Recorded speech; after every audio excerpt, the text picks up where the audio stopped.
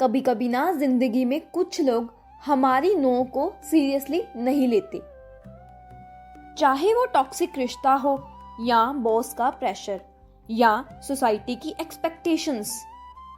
हम क्लियरली बोलते हैं, बस अब ये हमारी लिमिट है। सीता माँ ने भी एक लाइन खींच दी, या तो वो अपने स्वामी के पास जाएगी या मृत्यु को प्राप्त होगी। आज की इस चौपाई में एक स्त्री के विश्वास, उसकी मर्यादा और उसकी हिम्मत का वो पल है जो हर समय याद रखने के लायक है।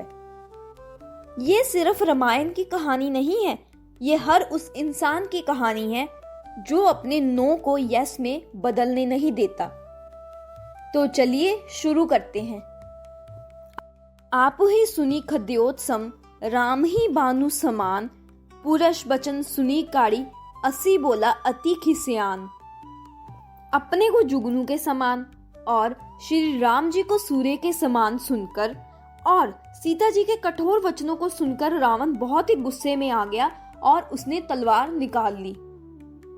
जब आप किसी हाई वैल्यू इंसान को इग्नोर या नीचा दिखाते हो तो एक ना एक दिन आपकी रोशनी उसकी ईगो को जला देती है, जैसे रावण की ईगो को राम नाम ने जला दिया।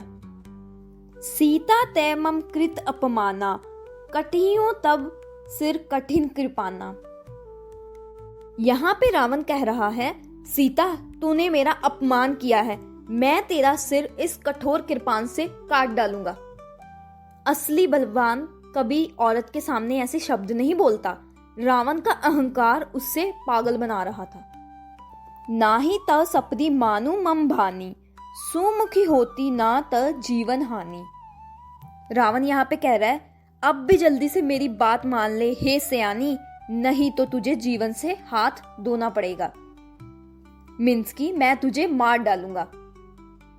गलत इंसान ना हमेशा यही कहता है, मैं सही हूं, लेकिन माता सीता ने अपनी मर्यादा नहीं छोड़ी। श्याम सरोज दाम सम सुंदर, प्रभु बुझ करी कर सम दस कंदर।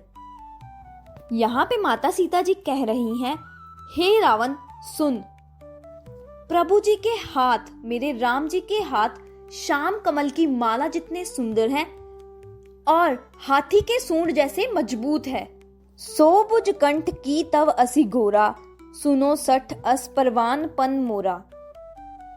आगे सीता माता जी कहती है, या तो वह बुझा ही, मतलब कि उनके हाथ मेरे गले में पड़ेंगे, या तेरी भयानक तलवार से मेरा वध होगा। रे पापी, ये मेरा वादा है तुमसे। चंद्रहास हरू मम परितापम, रघुपति बिरे अनल संजातम। सीता माता जी यहाँ चंद्रहास से, मतलब कि तलवार से कह रही हैं कि जो पीड़ा मुझे मेरे स्वामी से अलग होके मिली है, तू उस पीड़ा को खत्म कर दे, तू मेरे दुख को हर ले।